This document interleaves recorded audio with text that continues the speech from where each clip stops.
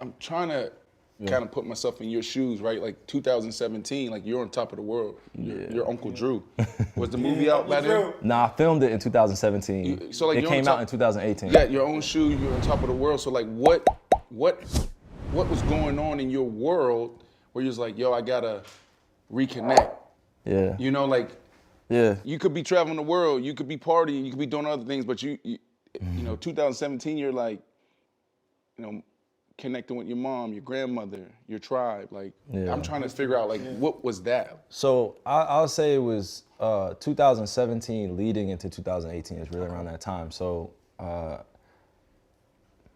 it was like climbing up one of the tallest mountains in the world, winning the championship. And when I got up there and you realize that all the accolades and all the achievements, yeah, it feels good. It feels great to add that to the career, but it just, I felt empty after I done traveled, after I done partied, after I done spent a bunch of money, after I done asked for more deals, after I done, you know, we all been through it. So feeling on the top of that mountain, man, after a while, I just felt like I didn't really know who I was. I didn't know what my future was gonna be, you know? And when that happens, I didn't know where to really turn. So I started digging deep into my family lineage, and that's where it led me, South Dakota. Right. And family to you is so big. Even like hearing you talk about it, and doing the research to know about your family.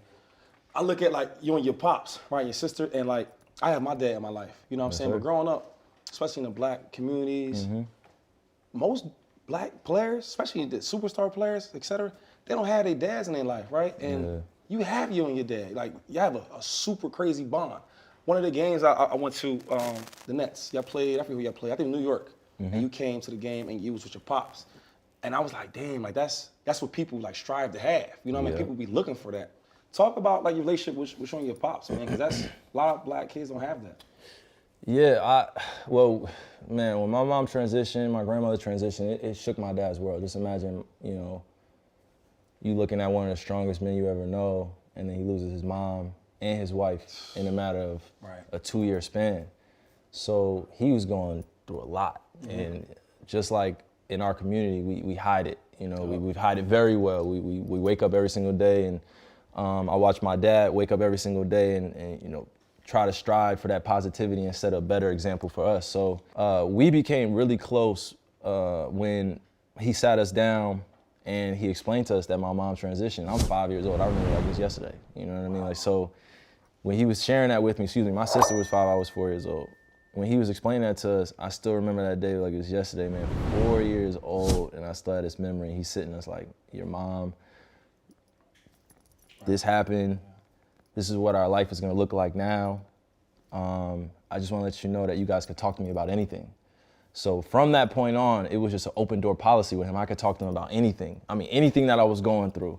Obviously, I didn't tell him everything, but I definitely shared with him some uncomfortable moments. And we really grew as brothers. You know, I'm watching my dad become a better man, and he's setting a better example for me. But one thing he always shared with me is like, you're gonna be a better man than me. Right. That was always in our household. You're gonna be a better man than me, and I'm a hell of a man. He's like, yo, I'm a hell of a man. That's what Pops tell him. I'm a hell of a man. You outdo me, you're gonna have to do this. So I used to look up to him like a giant, man. He's 6'4". I was small until I was about like 14, 15 years old, and I hit my growth spurt. But he really invested the weekends in us, me and my sister. My sister going to dance, doing her art thing, me doing my basketball thing, and I spent every weekend in New York City, all across the boroughs playing ball, and that was our connection. Was that your coping, like doing, I know it was a long time ago, but when you was going that, besides talking to your dad, like for another young athlete or another young kid that's going through the same thing, you know, parents just passed away, you know, I lost my dad early when I was 7, he got killed right in front of me. It took me a long time to cope with it, you know what I mean, the anger part. Like, what can you tell a young kid that's going through a similar situation that you went through right now?